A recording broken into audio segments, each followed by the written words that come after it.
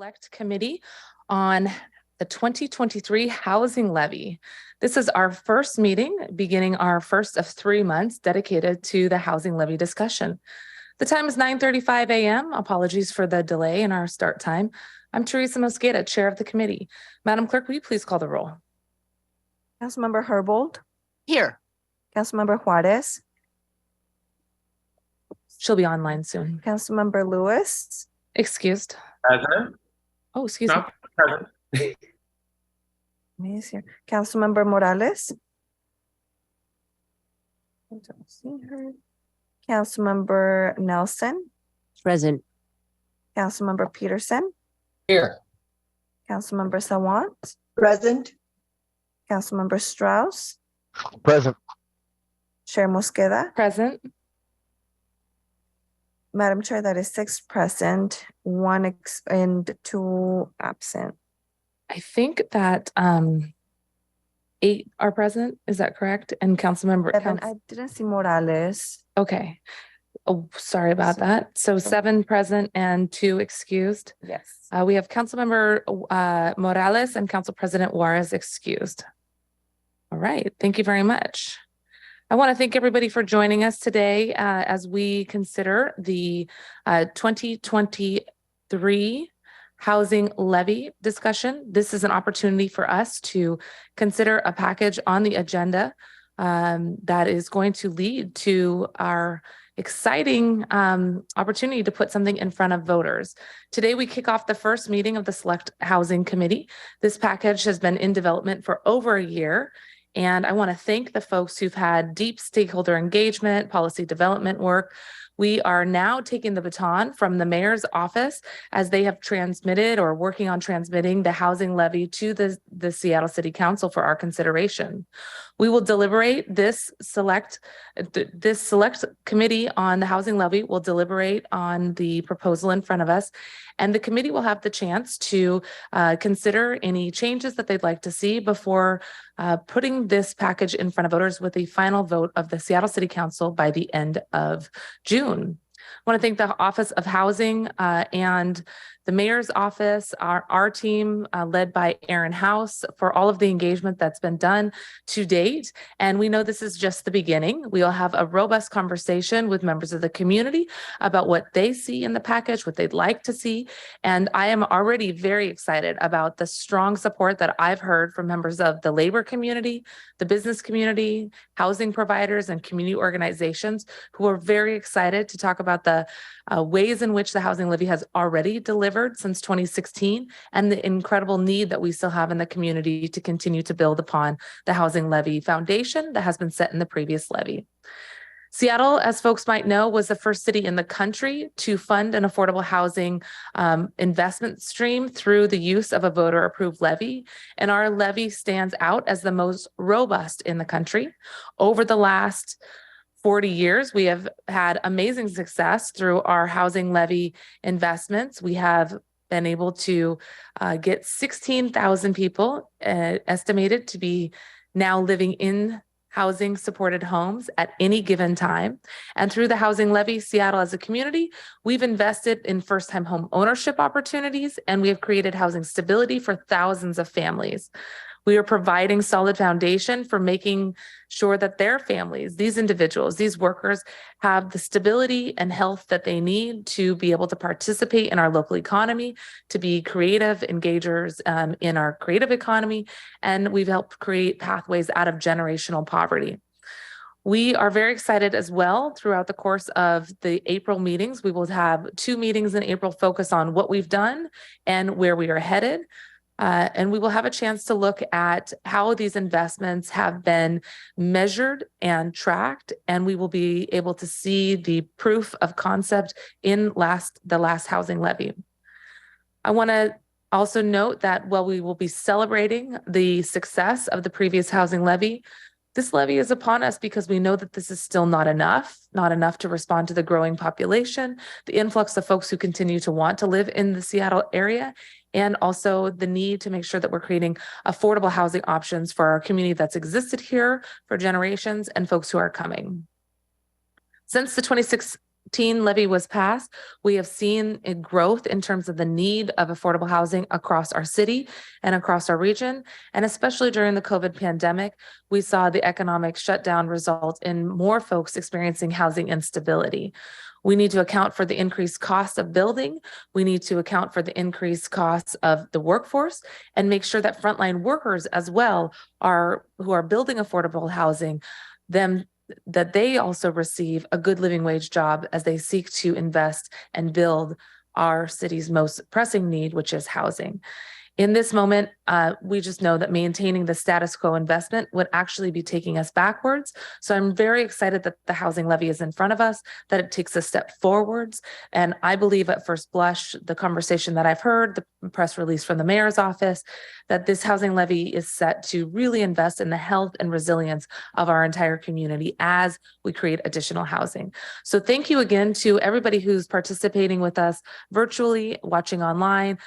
Very thrilled that we will have the opportunity to hear from members of the public now, and then we will turn it over to our housing levy community for a chance to get more information from the mayor's office, the Office of Housing, and community partners as well. Madam Clerk, at this time, I'd like to turn it over to public comment, and we will have the opportunity to hear from everybody who is online, and I will ask you to go ahead and read the first three names into the record. As a reminder for folks who are online, we'll have 2 minutes of public comment and you will hear a 10-second chime when it's time to wrap up. We have Dennis up first, followed up by John Grant and Cliff Cathorn. Dennis still, if you'd like to unmute yourself. Oh, he's on. Hi, can you hear me? We sure can. My name is Dennis Sills, and I support the Seattle Housing Levy proposal on behalf of Plymouth Housing. Plymouth provides permanent supportive housing to more than 1,200 chronically homeless adults in Seattle. We are in the process of opening 5 apartment buildings and housing 500 people by next year. We will open Blake House in May, the city's first permanent supportive housing high-rise in over 50 years. Without the housing levy, many of our residents would not have places to call home. Plymouth applauds the Office of Housing and Mayor's proposal of $970 million to address the staggering housing need in Seattle. This levy is not just about dollars and projects, it is about making things better for our neighbors. One Plymouth resident was homeless for 20 years and then invested 2 years and many phone calls to finally receive housing. People in Seattle should not have to wait years or even decades to find an affordable home. Plymouth urges the Select Committee to advance this proposal. It lists all areas of levy programs to meet the diverse challenges in our city. We support additional operating and maintenance funding for staff who provide human services every day. Today's OH presentation shows that many providers like Plymouth are short-staffed. Our operating funding sources are often insufficient and make it challenging to pay competitive wages. This proposal, coupled with workforce investments from Jumpstart, are steps towards dignity for supportive housing workers. Thank you for the opportunity to provide public comment. This productive process has resulted in a strong proposal that this committee should advance. Thank you. Thank you. John Grant, followed by Cliff Clothen. Good morning, John. Good morning, Chair Mosqueda and committee members. My name is John Grant, and I'm the Chief Strategy Officer for the Low Income Housing Institute, a housing development consortium member. I'm here today to speak in strong support to renew the Seattle Housing Levy at $970 million. I previously served on the 2009 Housing Levy Oversight Committee, and Lehigh, as an affordable housing provider, have used levy funds for numerous projects, such as Aurora Heights Housing, the Clay Apartments, the Fry Hotel, Good Shepherd Housing, and Nesbitt Family Housing. As a result of these levy investments, Lehigh has been able to leverage dollars to create hundreds of new units of housing for our most low-income residents, in particular people experiencing homelessness. Just this last year, Lehigh has been able to house 281 homeless people, most of whom had been chronically homeless. We know that we have a shortage of 30,000 units for low-income residents. This is the right level of investment to respond to such an urgent need. Too many Seattleites are rent burdened. Please support this crucial resource at this level. Thank you. Thank you, John. Cliff Clausen, followed by Patience Malava. Good morning, Cliff. Good morning. Can you hear me? Yes, I can. Can you hear me? Excellent. So thank you very much, Chair Mosqueda, Vice Chair Herbold, and committee members. My name is Cliff Cawthon. I am the Advocacy and Policy Manager for Habitat for Humanity of Seattle, King, and Kittitas counties. And we're also a member of the Black Home Initiative. I'm speaking here today in support of the housing levy proposal. The Seattle Housing Levy is an impactful and groundbreaking tool for producing affordable housing. We're in support of the mayor's housing levy proposal to invest $970 million over the next 7 years, in particularly $51 million for homeownership specifically.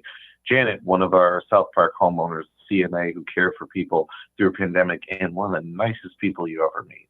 She and her daughter now have the opportunity to have a safe and stable place to live because of the investment from the Seattle Housing Levy into our South Park project.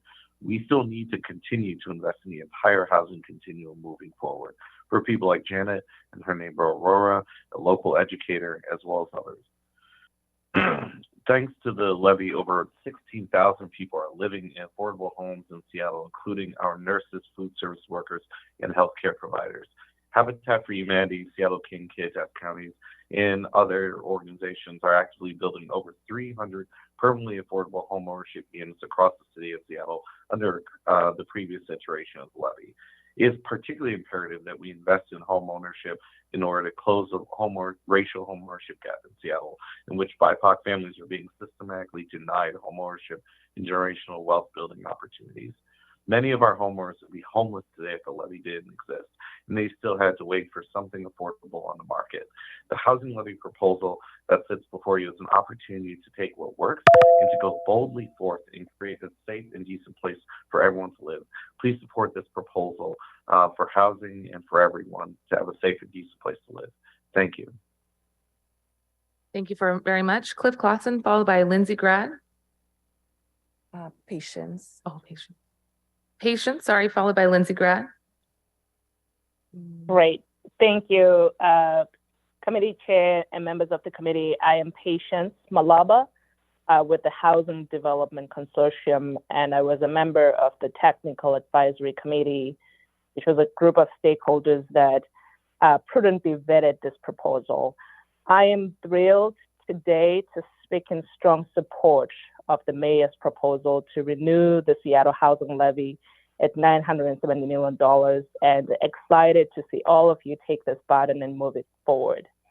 Renewing and expanding the levy to meet the growing needs of our community and creating more than 3,000 homes for people and families who need it most, and preventing thousands of folks from experiencing homelessness is fundamentally the task of our moment. It is the task of our generation.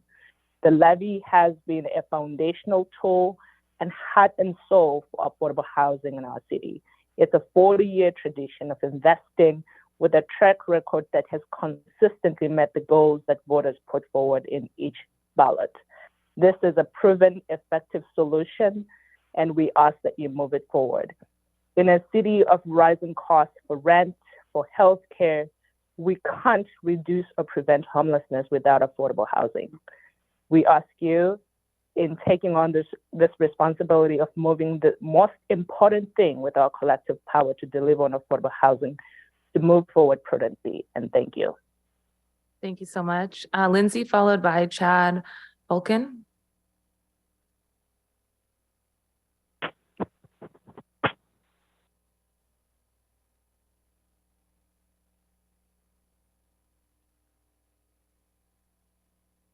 We have Lindsay Grad on the line. Hey, Lindsay, it looks like you're still muted. If you can push *6.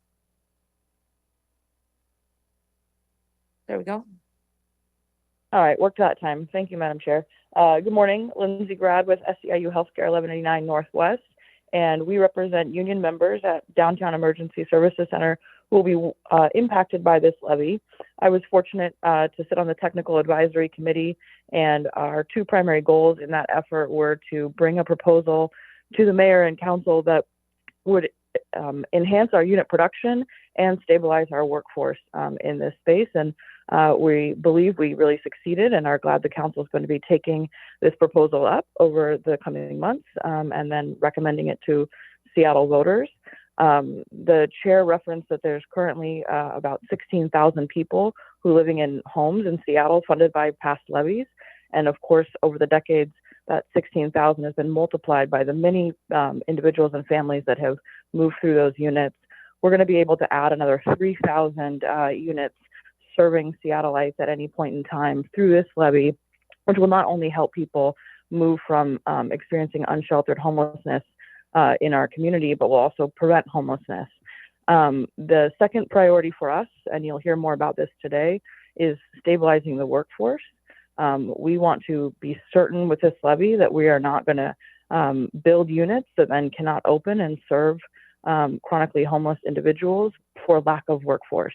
And we believe the proposal we're bringing to you today is not only going to stabilize and address our recruitment and retention challenges, but make sure we have experienced staff who can have a long working relationship with clients and truly help them stabilize.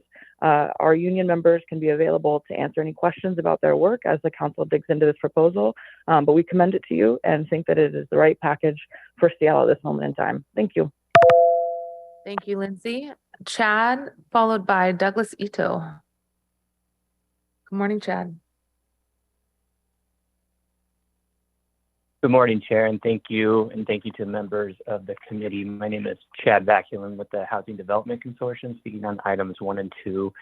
I'm here to speak in strong support for the renewal of the Seattle housing levy at $970 million as proposed by the mayor. As we all know, housing affordability is at a crisis level in Seattle. With rental and home prices skyrocketing, becoming increasingly difficult for way too many individuals and families to find housing that they can afford. We currently have a very large shortage of homes that are affordable to low-income households. That's why the housing levy is such a critical tool for our community. Throughout its history, the housing levy has made a real difference in tens of thousands of lives of individuals and families here in Seattle. And Seattle voters have consistently stepped up and supported this proven and effective solution.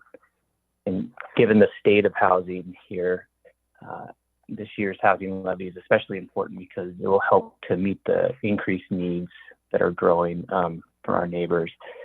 So this is a chance to make a deep and meaningful impact in our community by creating more than 3,000 affordable homes and preventing thousands of others from falling into homelessness. I urge you to renew the housing levy as proposed so we can create more affordable, equitable, and inclusive communities and give thousands of people the chance to find a safe, stable, and affordable home here in Seattle. Thank you for your time and for your attention to this critical issue. Thank you so much. And Douglas Ito, you are our last speaker.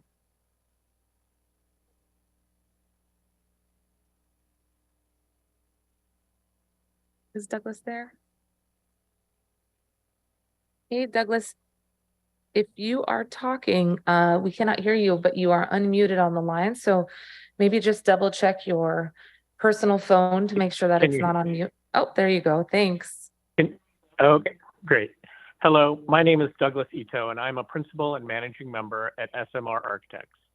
I am also a former board member of the Housing Development Consortium of Seattle and King County, and also co-chair of the HDC Levy Task Force. I'm here to speak in support of the mayor's proposal to renew the Seattle housing levy at $970 million. The housing crisis has never been greater in Seattle. Renting an apartment or buying a home is out of reach for so many people. We currently have a shortage of 30,000 homes affordable at less than 50% of area median income. This shortage will only grow over time if we don't rise to meet the moment and get this levy passed. The housing levy is Seattle's key and important tool for getting affordable housing in our city. The housing levy has created or preserved over 16,000 affordable homes in Seattle over nearly 40 years. It's a proven, effective solution with a record of consistent voter support. Please renew the levy at $970 million.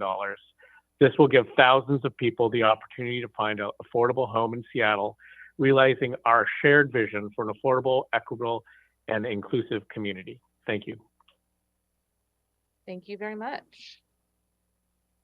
Okay, and we have no one else in the room to provide public comment. I think that does conclude our public comment that is online. Thank you all for the testimony today, and really appreciate as well Lindsay Grad from SEIU lifting up the investment, not only in workers who are building the brick and mortar, but also for those who are serving clients, customers, residents, and families in the affordable housing that's being developed across our city. Very excited about the Levy prospects in front of us, and I want to thank the team of folks who is here to walk us through the proposal. Madam Clerk, could you please read item number 1 into the record? Agenda item number 1, current and future housing needs and workforce stabilization needs for briefing and discussion. Excellent. Okay, well, we have in Madam front of us. Chair. Hello, Councilmember Morales. Hi, I apologize. I just wanted to make sure that it's noted I am present today. Thank you. Thank you. I apologize. I saw you mid public testimony. I know you were here early. I should have announced you as well. Thank you, Madam. Thank you very much, Council Member. All right, we have you noted for the record. And we have our panelists in front of us. Thank you so much for being here virtually. We are going to get started with a panel that includes our friends from the Office of Housing.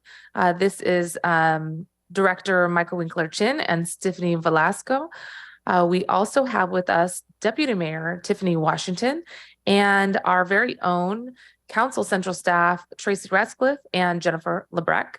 I want to thank you all for being with us as we get grounded here. This is our opportunity for the city at large and also this council to get grounded in the housing needs across Seattle. We want to understand more about the workforce needs that I just commented on and was heard during public comment, and what this levy will do to maintain and expand access to affordable housing. We know we're in the midst of a housing and homelessness crisis. This has been worsened by COVID, as we talked about. And you'll see in the presentation today a reference to the King County Growth Management Planning Council numbers, thanks to our friends who serve on the council there. Seattle needs approximately 112,000 new homes by the year 2024. The Chamber of Commerce's funded study a few years ago by McKinsey showed that we need between $450 million to $1.1 billion more in funding every year across our region to make sure that we're investing in meaningful housing needs to address homelessness and to address housing stability. And that was numbers that came out before COVID. And the greatest housing need, as we know, is at the lowest end of the income spectrum. We need to double down on our investments in deeply affordable housing and that permanent supportive housing services that we just talked about to address housing stability and to ensure that more folks can get inside and out of the elements, out of the streets, out of homelessness, to ensure that our entire community has improved population health. And that's also good for the health of our local economy. So thank you so much for the team that has put this proposal in front of us. Thank you for centering the workforce who operate permanent supportive housing and provide the labor to build the housing. Really excited about that. And today our presentation colleagues, is intended to really just ground us. And again, we will have another grounding conversation on April 19th. With that, I'll turn it over, I believe, to Deputy Mayor Washington. Good morning and welcome. Good morning. Thanks for having me here. Quickly this morning, I wanted to, before transferring over to the great staff in the Office of Housing, wanted to just take a moment and talk about, kind of build off what you just talked about, Councilmember Mosqueda, about our housing crisis. So in a few minutes, you're going to hear from the Office of Housing a lot of data that confirms what we already know. Our city is in a housing crisis. We have neighbors sleeping on streets, families facing housing instability and displacement from their homes, and many more Seattle residents are struggling to make rent each month while still trying to afford the other necessities like food, transportation, and healthcare. As you know, the One Seattle Homeless Action Plan calls for all city departments to work together, coordinate city resources, and use data to prioritize our collective efforts to address our housing and homelessness crisis. Within the framework of strategies that you see on this slide, the housing levy helps us build high quality, affordable housing that will be affordable for at least 2 generations. It also helps us preserve, operate, and maintain existing affordable housing so we don't fall behind on meeting the growing needs we see in our community. As we kick off this important next step in bringing the housing levy to the November ballot, I would like to repeat Mayor Harrell's call to action. We must give the voters of Seattle the ambitious and achievable plan that lives up to the scale of the housing crisis and does more than ever to prevent homelessness. The choices we make today and the choices you council members will be considering over the coming weeks and months in this select committee will impact our city for years to come. The housing levy is one of our most important tools for addressing housing affordability, and we need to meet this moment with bold action and continued collaboration. I want to hand it off now to Director Winkler Chin, and as this committee kicks off its work, my office looks forward to the ideas and discussions that will come out of it. Thank you.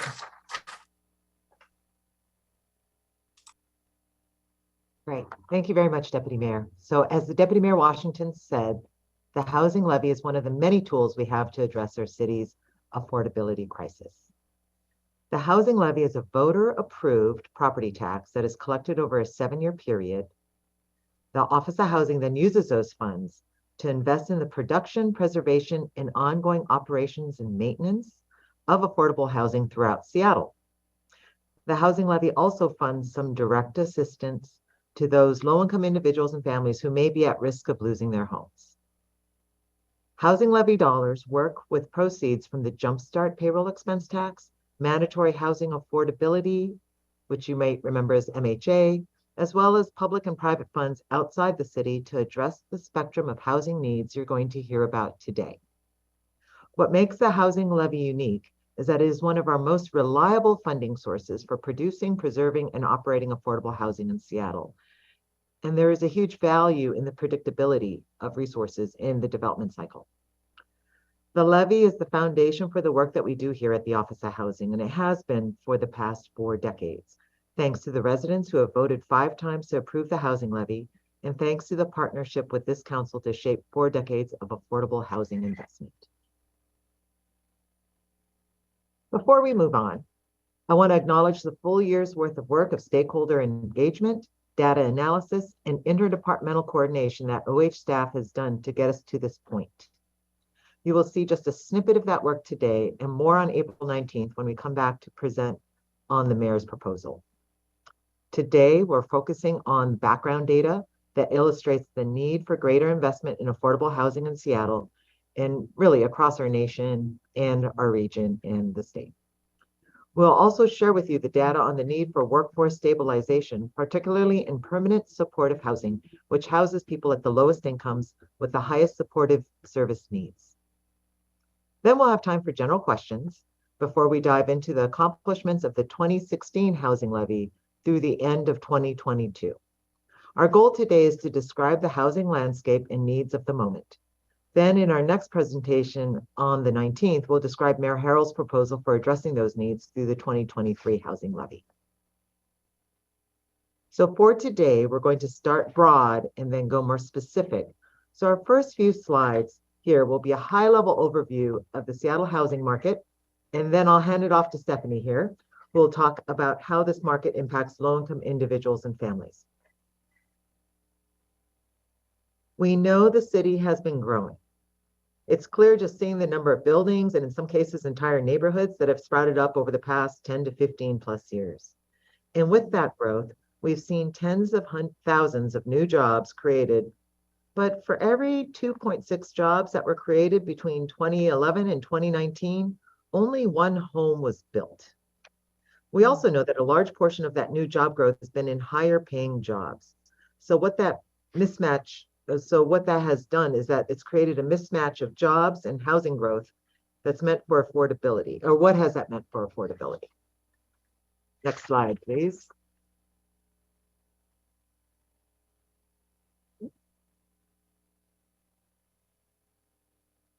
Having some screen sharing issues. Uh-oh, we lost our slides.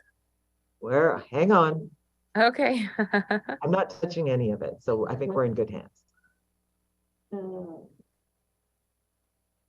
I'm gonna have to reconnect to Zoom here for some reason. Okay, we're gonna have to reconnect here in a sec. Okay, do you want us to try to share on our end?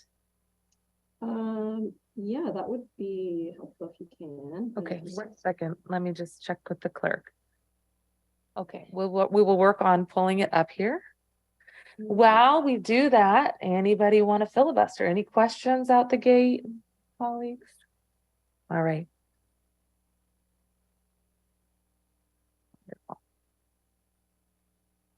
Well, Deputy Mayor Washington and Director Winkler Chin, I will use this as a quick second to say thank you again. And if you could please pass on our appreciation to the Technical Advisory Committee as well. We know they've been engaged in this work for a very long time. So thanks so much to all of the work that's gone into this moment where we finally have it in front of council. Okay, I think we are about there with the slide deck, and we are on slide 7. Okay, is there a way to zoom in on the one that's on our screen? Perfect. There we go. We're working on it. All right. Okay. Couple more slides. Okay, there we go. So, great. As Thank you I had very just much. previously said, council members, that the housing production has not kept up with the increase in jobs that our city has experienced. So, simply put, housing costs have increased. As you look at these 2 bar graphs, you'll see that median rent in Seattle increased by 45% between 2010 and 2021, and median home values have increased by 54% in that same period. Now, if you're looking at the tiny print on this slide, which I'm sure many of you are trying to see, it shows that this data source, and I know you're all looking at this, you'll see that the information comes from a Seattle Times article by Gene Bulk titled, quote, "The share of cost-burdened Seattle households has fallen." And you might be thinking that doesn't sound bad. That actually sounds pretty good. We'll talk more about cost burden later in the presentation, but for now, I want to read a quote from that article. Quote, "The fact that the share of cost-burdened homeowners and renters hasn't increased doesn't mean Seattle is more affordable. Rather, it's an indicator of the city's increased wealth and of its exclusivity." So, tying together these last 2 slides, over the past 10 to 15 years, we've seen a divide open up in Seattle's housing market between households with lower incomes and households with higher incomes. While housing costs have gone up for everyone and everything, from groceries to childcare to gas to everything, those increases have had a disproportionate impact on low-income people and their families. So to dig into those impacts on low-income households, I'm handing it off to Stephanie here. Thanks, Michael. We advance to the next slide, please.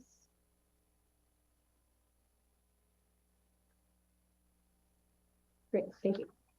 So as Michael said, we'll be focusing today on the impacts of increased housing costs, specifically on low-income households. But before we do that, and actually, could you go to the next slide here? Yep, that's right. Thank you.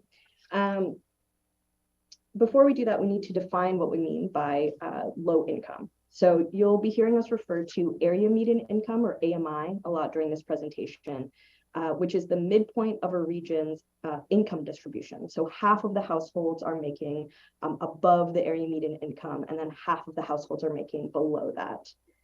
This measure is defined each year by HUD, and it's a standard used for all rent-restricted affordable housing. So whether that's housing funded by federal, state, or local funds, like the housing levy.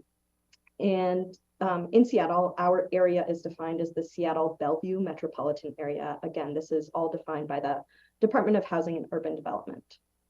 So HUD categorizes households under this low-income definition as low income if they're making less than 80% of the area median income, as very low income if they are making less than 50% of the area median income, and then they categorize households that are making less than 30% of the area median income as extremely low income households.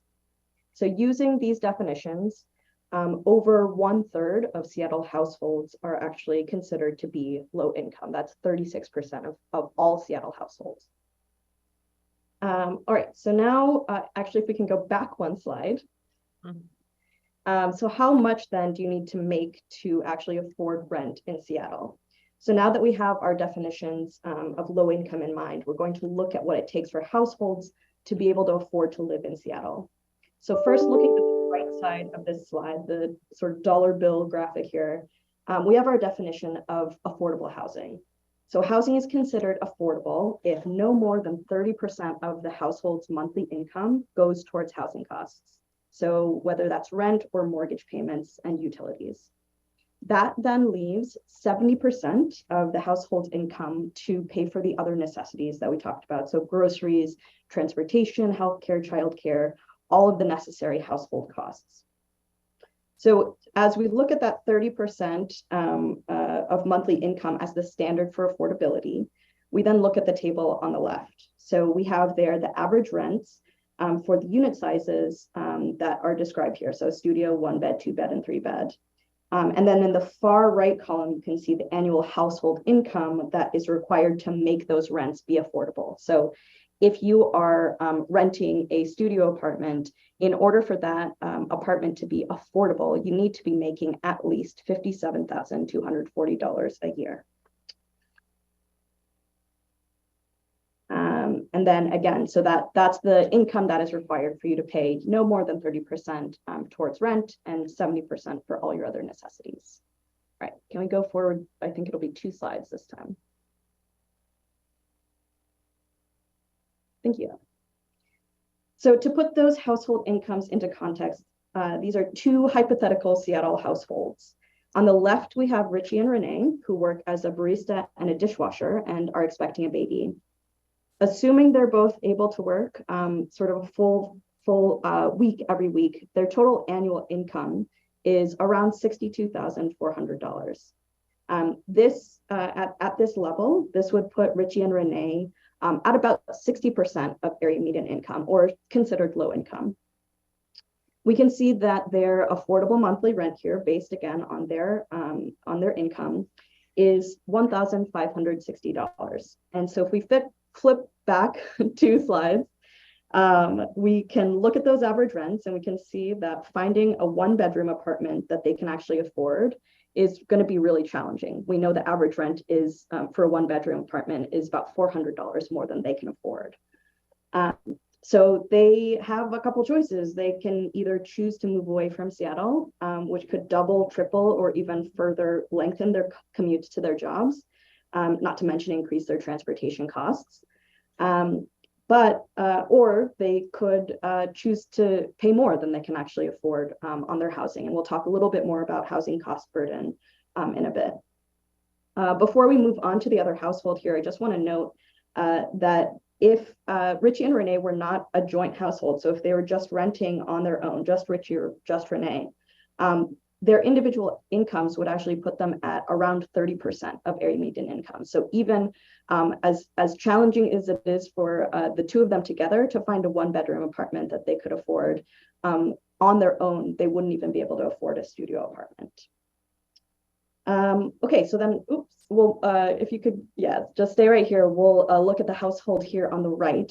So we have Jaime and Carl, who share a 2-bedroom apartment with their child Jade and an elderly mother, Rosalia.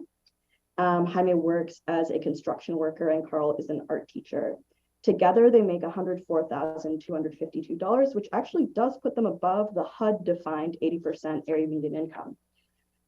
So we see, though, that they are interested in purchasing a home so that they can live with the predictability and stability of having a house that they don't have to move every time the rent is increased, which we know impacts the entire household. But they are not able to, with the income that they have, find a home that they can afford to buy.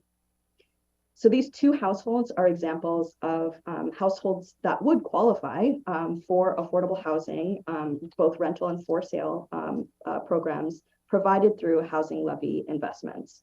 Without these different affordable housing options, both of these households would have to make the tough decisions I described earlier, either move away from Seattle and potentially take on higher transportation costs, sort of to balance out the more affordable housing costs, or they may end up paying for more than they can afford for housing, which then forces them to make other tough decisions about other necessities and puts them at risk of housing instability. So let's move on to the next slide.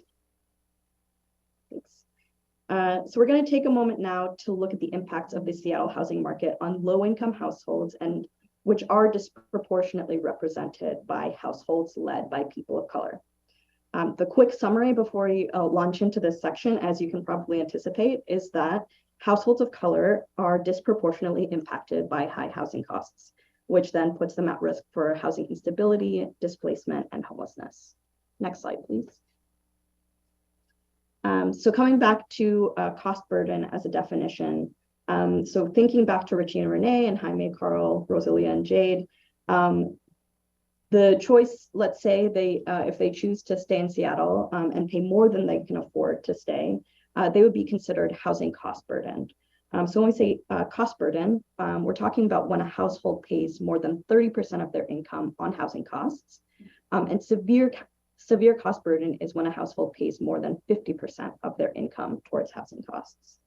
And if we were just looking at very low income households in Seattle, so very low, again, 50% area median income or below, we know that more than 60% of those very low income households are cost burdened.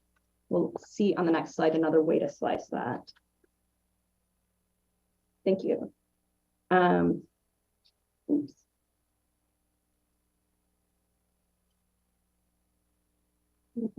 There we go. So looking at that another way, and specifically focusing in here on renters only, we see that the lower your household income, so the bars towards the left side of the screen, the more likely it is that you will be severely cost burdened. So that's the green portion of the bars there. Renters that are experiencing severe housing cost burden are the households that are at the most risk of eviction, of displacement, and of experiencing homelessness.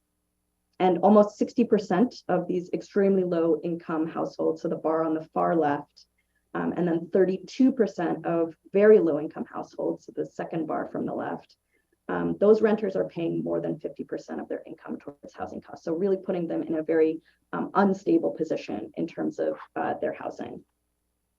All right, next slide, please.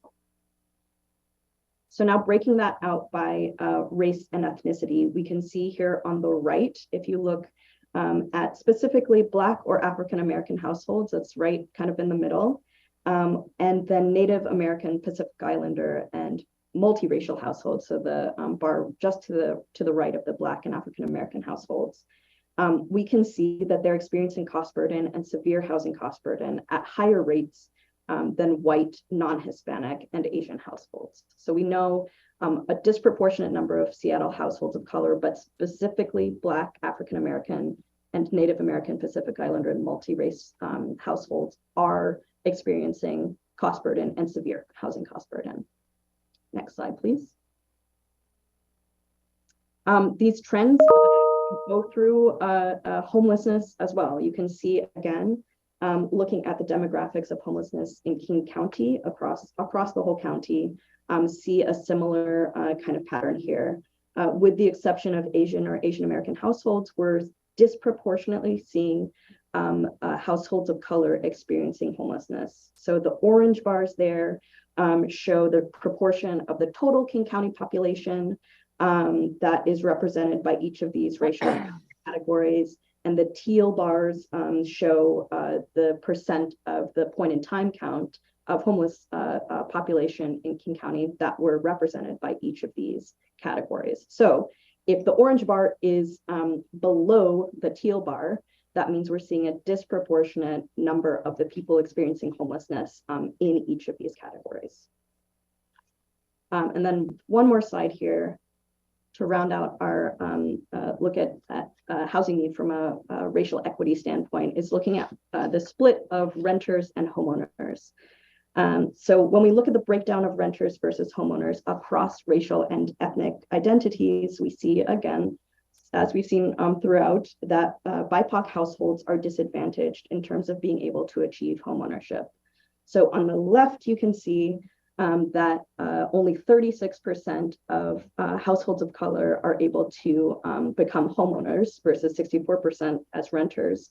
When you look on the right side of the screen here at white households, it's more of a 50-50 split. Just over 50% of white households are able to own their own home, compared to that only 36% BIPOC households. And as we know, in our country, homeownership is one of the keys to building generational stability and wealth, which means that households of color, especially Black and Indigenous households, are not able to access those opportunities.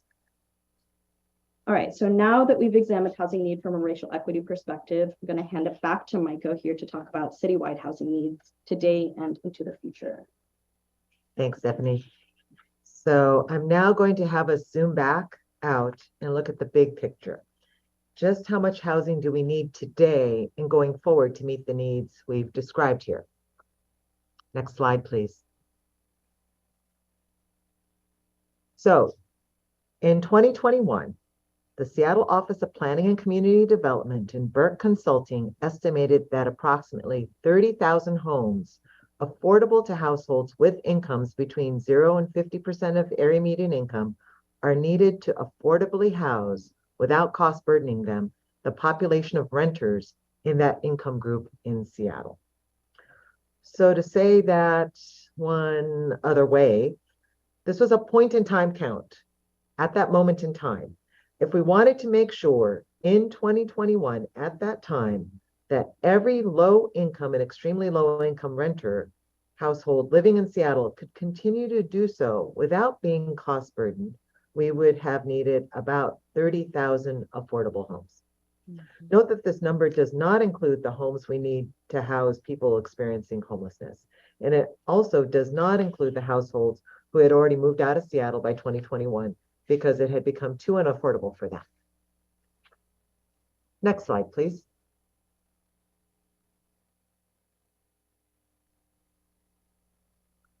So shifting from that point in time snapshot in 2021 for affordable housing need, let's look now at projected housing need going into the future.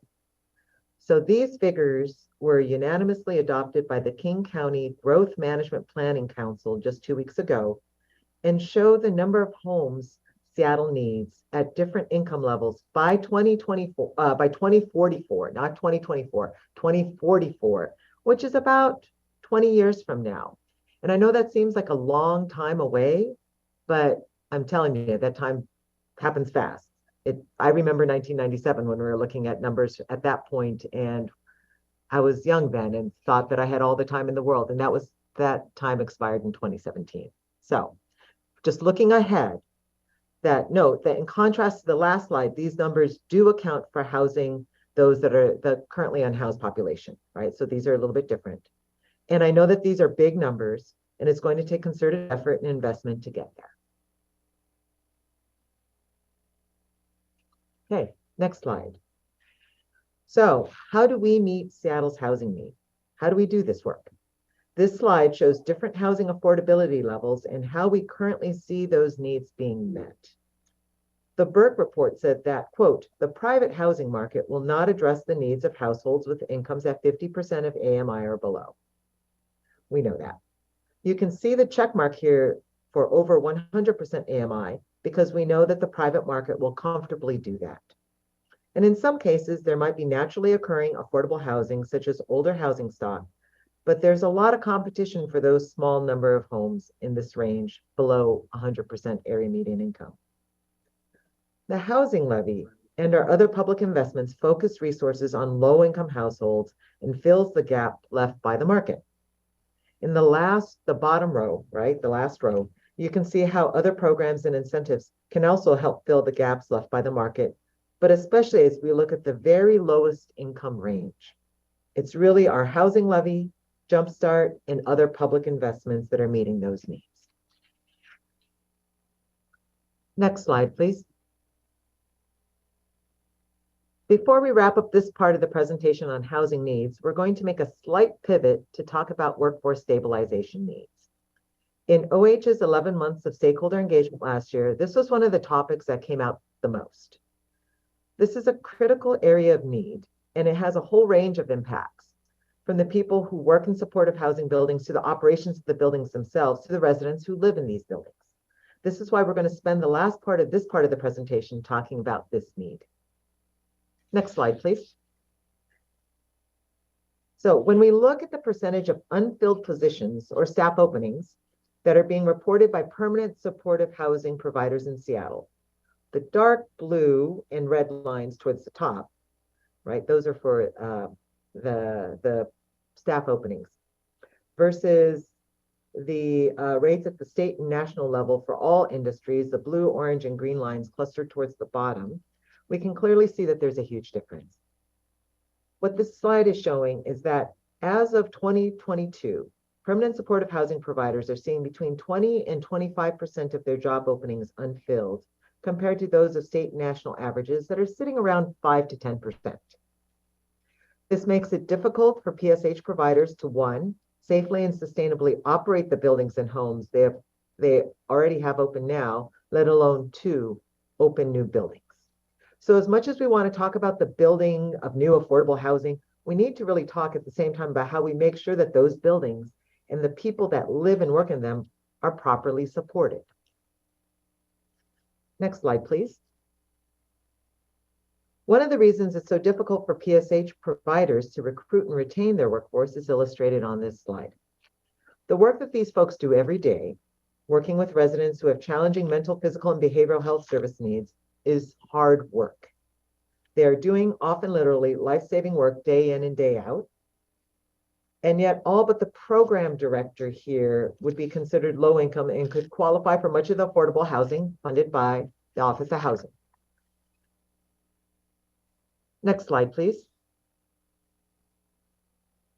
Another way to look at this is we have these series of bars showing on the left the annual income from a PSH front desk staff person. In the middle in orange, the median Seattle income for a one-person household. And then on the right, the green color, the annual income needed to be affordable, to be able to afford rent for the average one-bedroom apartment in Seattle. Many frontline staff in PSH buildings live outside the city. For those of you who heard Mayor Harrell's remarks event last week, you may remember him talking about one particular worker, Ladidra, who lives with her family in Lakewood, the one that's south of Tacoma, not the one Lakewood Seward Park, but the one that's south of Tacoma, and commutes by bus to her job at DESC building. And in order to effectively recruit and retain the workforce to do these important jobs, we need to address wages. You'll hear more on April 19th about how the mayor's housing levy proposal would support workforce stabilization. But for today, I wanted to share these few slides to convey just how critical it is that we make those investments in people alongside with our investments in affordable housing production and preservation. And as somebody who has operated housing for a long time, yeah, building new buildings, as I said earlier, is a great thing, but you really need the resources to operate those buildings safely and healthy for both the residents that live there and for the greater community. And so with that, I want to pause for comments or questions on the housing needs and workforce stabilization section. Excellent. Thank you very much. And I look forward to the April 19th meeting where we will get more into the workforce investments in the 2023 housing levy that's being proposed. Colleagues, are there any questions that you have at this point? Yes, Councilmember Herbold, please go ahead. Thank you. Let's see, the slide, there you go. The slide that is, oh, they're not numbered. The slide that is titled, "What does low income mean?" It says that 1/3 of Seattle households are low income. Mm-hmm. If we were to ask this question differently and ask instead what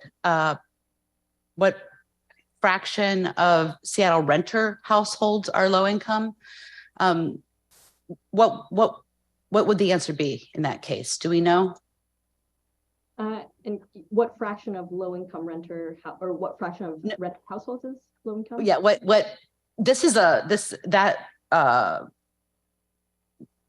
fraction is a fraction of all households, as I understand it. That's right. That's right. Including homeowners. So if we were just to look at what fraction of renter households are low income, do we know what that number would be. Yeah, if we can go back, I think it's maybe 2 more slides here. Or let's see. Yep, that's right. So yes, Councilmember Herbold, you're correct that this is 1/3 of all Seattle households are low income. And then there's, if you go advance a couple slides, so past the cost burden, and one more there. Oops, just one back. Thank you. So this is looking specifically at renter households. We don't have the proportion. I'm kind of figuring it out here.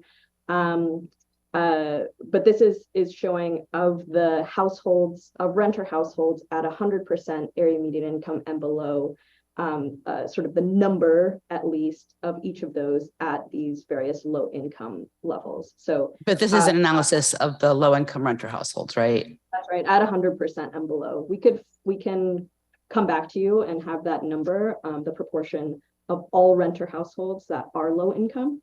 No, of all households that are renters that are low income. So taking out all of the homeowners and just looking at what fraction, that'd be really helpful. I think it's, although the levy is not only focused on renter households, it is also, of course, looking at home ownership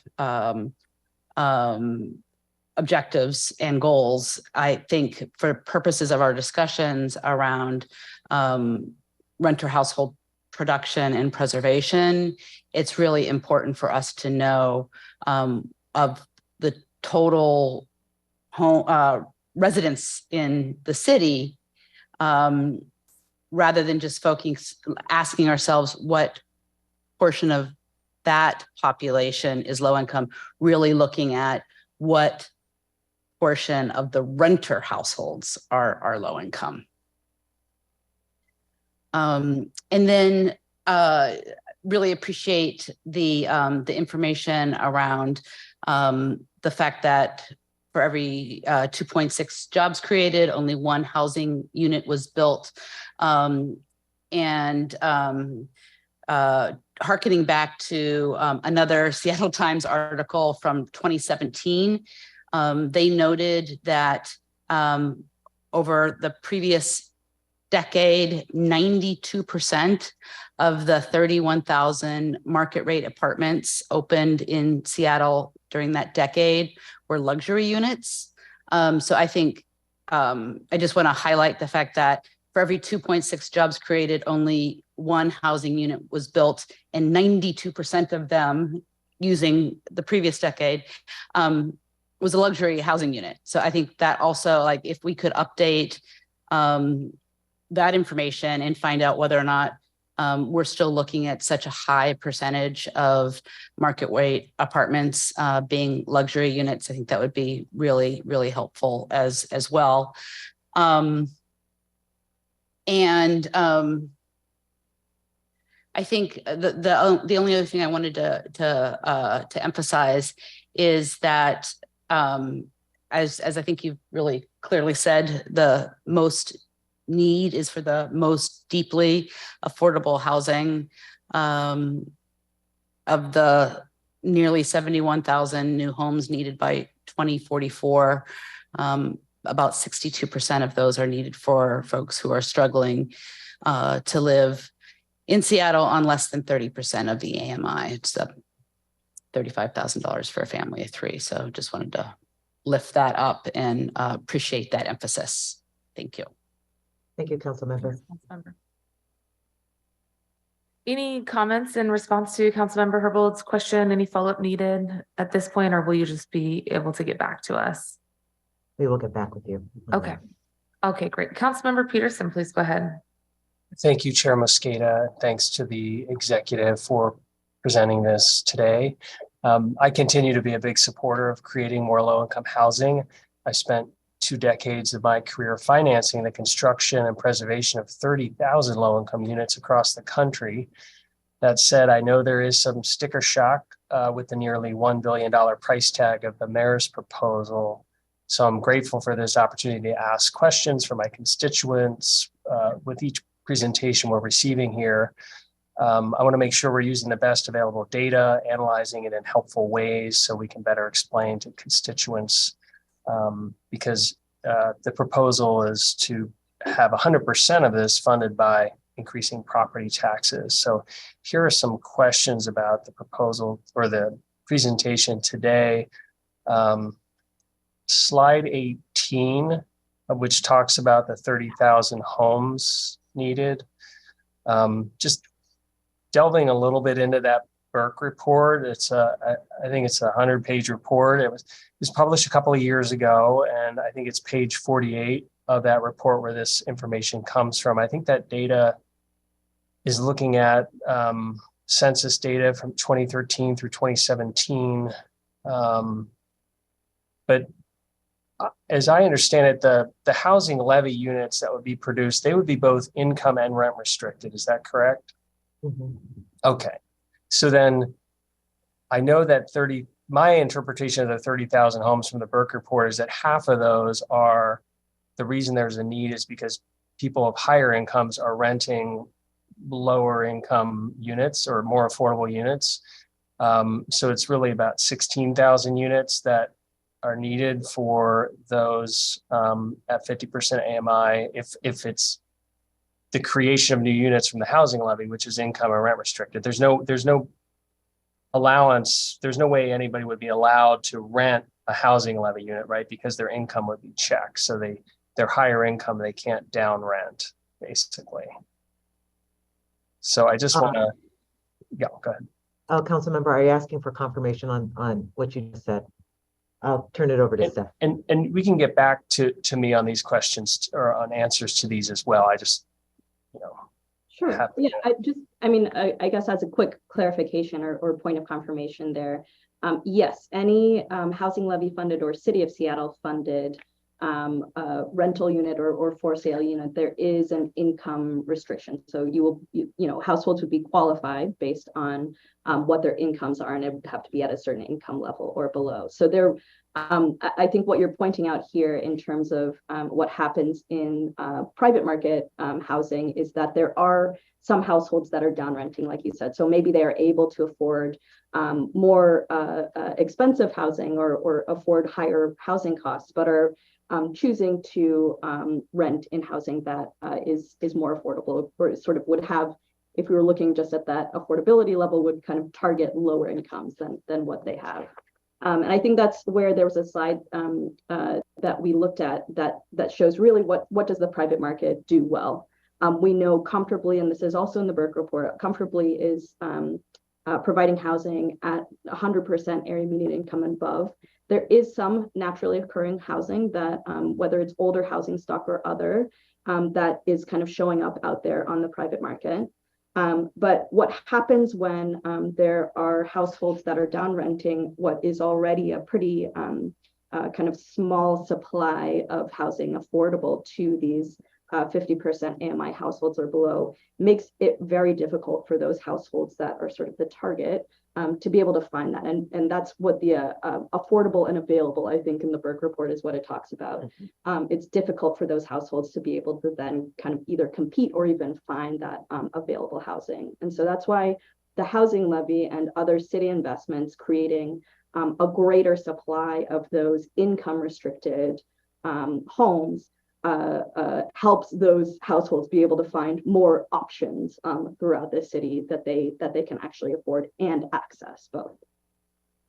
Councilmember Peterson, I might ask Tracy to see if she has anything else to add to that. I know that when we were working on digesting the McKinsey report pre-COVID, as we were looking at the need for investments in affordable housing before the creation of the Regional Homelessness Authority, there was some really good data that was presented as part of the McKinsey report that showed how the downward pressure on affordable housing is so immense because we haven't built enough housing across our region. And many folks who are in need of affordable housing in this area are getting priced out because of the various income, slightly higher income pressures that are pushing folks to find any affordable option across this region. So think teachers, think nurses, think, at the beginning of their career construction workers. And these are folks who you would think would be able to afford, a more middle income affordable rental unit. But really the pressure was so immense that we were seeing so many people pushed out of the affordable housing segment of that income band. And Tracy, I'm just wondering if you have anything else that you might want to raise regarding Councilmember Peterson's question as I try to think back on that report about 4 years ago. So there have been a series of data sets and others that support this very issue about the lack of affordable housing and what that then leaves for people at lower incomes. And I can't affirm enough what Stephanie and Michael have said about the need for those income and rent restricted units that the city funds, both with Levy as well as with Jumpstart with MHA, because that is what secures those units for people at those income levels, so that they don't have to try to compete in an ever shrinking private market that is not providing many of those affordable units, unfortunately, except for the MFTE program and again, what would be publicly funded in part of affordable units. And Chair, I've got 3 more questions if you don't mind. I didn't see any other hands, so go ahead, please go ahead. It was just, this slide says 30,000 homes, and the citation it uses is the Burke reports. I was just drilling down into that for my constituents. It's really about the levy that is income and rent restricted units would really be going after about half of these homes because people can't down rent into levy units. So it'd be really about half this number. It's still a very daunting number. So let's keep, if I may just keep looking into this a little bit further here. The slide 19, which quotes a different report about the need of housing. So as was said, that was, the 112,000 units. So again, that's over a 25-year period. So just for the public's benefit, I believe that's 4,480 units per year that would be needed. But I think what we're really focusing in on are those low income units. So looking at that 80% AMI and below, taking the 70,000 units, dividing that by 25, that's 2,829 low income units per year that would be needed, I believe. And so I guess we're really fortunate that we have the housing levy. A lot of cities don't have this property tax to create low income housing. We also have the mandatory housing affordability program, which either requires on-site performance or pays into a fund that creates low-income housing. Now we've got the payroll employer tax, Jumpstart, a lot of which is dedicated to low-income housing. So when we're looking at 2,829 units per year, is there a way to look at all the low-income housing production beyond just the levy? Because I guess this levy is proposed to create 3,100 units or so over 7 years. So only, what is that, less than 500 units a year. So I think it just would be helpful to have a comprehensive look at, okay, here's the need, it's 2,800 units a year. And then here's the supply from the levy and from all these other sources, because it's breaking it down per year, I think it would be helpful, because the 25-year number, it's harder to try to figure out what we're trying to solve for with the levy. And if I may, Chair, I'll just keep ask a couple more. Sure, I'll come back to you. I just want to see if there's any response immediately, or always happy to. We have plenty of time. So we will have folks back in our committee on April 19th, but is there any response, or do you want to respond to the council member later? Council member, we'll bring back a response next time. Okay, sounds good. Councilmember Peterson, please go ahead. Thank you. On slide 20, I think that's the next slide. Really appreciate your mentioning that there is older housing stock, naturally occurring affordable housing that is probably serving in the private market below 100% AMI, even though the check mark here is just above the 100%. I had thought where it says government incentives for MHA, I had thought that the MHA was also providing 0 to 50% units. Isn't the revenue? Isn't the MHA revenue, which I think was $75 million last year, I thought that goes into a notice of funding availability that goes to nonprofits that then produce under 50% AMI. Is that, so would it be fair to say a check mark should also be in 0 to 50% under the government incentives, I guess is Yeah, my so question. I understand the question. Yeah. I think for the way that we were looking at this slide is those MHA investments would really be included in public investment, and maybe it should more clearly say here housing levy, jumpstart, MHA proceeds, and other local funds.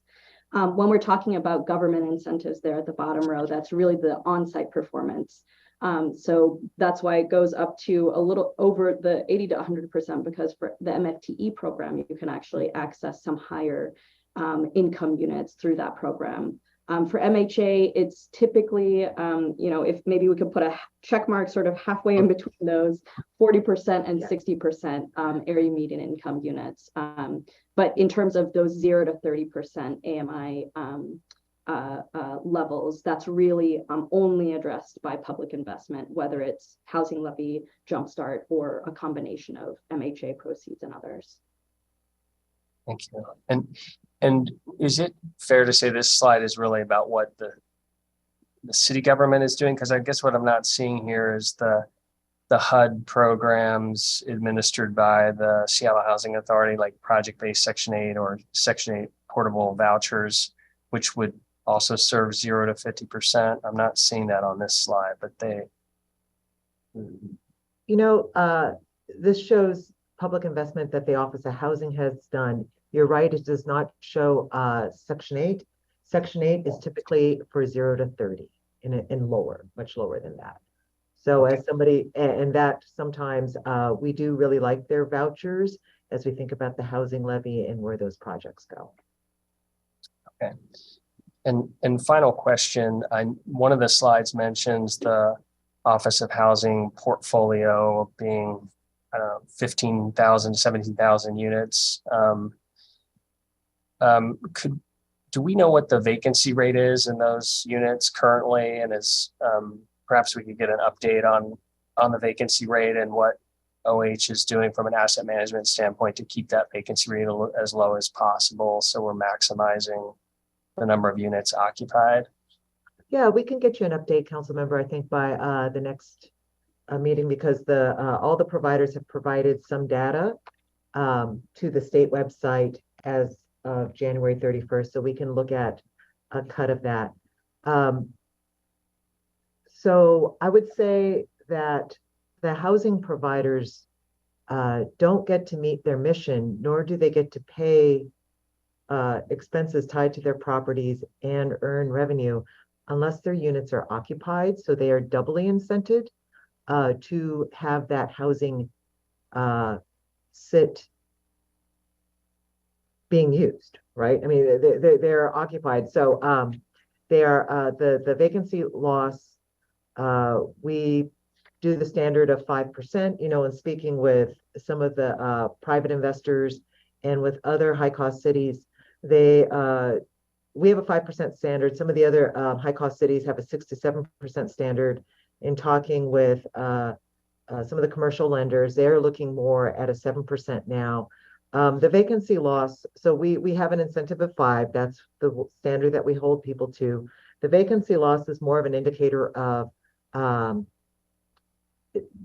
what is happening during that time. So is it when they go over 5, it's oftentimes either a issue of not having the workforce to be able to turn the unit over, not having the materials, of having such a small project that sometimes we couldn't get people to come in to do the work, or it's a paperwork issue, right? Because especially for the higher subsidized units, you need a higher level of paperwork. Either, I know Councilmember Mosqueda, we've had this conversation, whether it's a social security card or background information. I'll tell you, it was really challenging to get income certifications done during the pandemic because the businesses had closed. So trying to get that, it's not that the unit is sitting vacant and that there's nobody needing it. They're in process. It's just that we ran into a lot of hiccups during that time. But we will get you an updated number probably at the next report. I'd have to check in with the asset management staff. Excellent. Thank you. Thank you so much. I am not seeing any additional questions. I appreciate that there's additional feedback coming from I'll get to Councilmember Nelson in just a second. Thank you, Councilmember Nelson. Just on the series of the last questions, I wanted to also reiterate that I appreciate that the Office of Housing is going to get back to us with additional indicators. And I think that that last point is really important and actually echoes what we heard from the Housing Connector folks. Folks might remember this is a partnership with business and housing providers who had come to our committee at some point last year to try to answer this question about vacancies as well. And they really underscored what I think the Director Winkler-Chin just noted, which is it's a point in time analysis as many folks are hopefully transitioning into long-term housing out of affordable housing if they're able to secure a higher income, or it's an indicator that folks are trying to transition in and verification is happening, especially in the last 3 years. That verification, as we've heard from housing providers, was a little bit more complicated for people who needed certain forms of identification. So as Aaron House and Office of Housing noted, we have been trying to do some analysis on ways to improve and expedite the type of identification necessary so that more people can get into housing faster. So there's a number of factors that I just wanted to make sure we lifted up as well as we look at those data points. And I am excited that we are having a good conversation, a robust discussion, and more to come on that topic as well. Councilmember Nelson, please go ahead.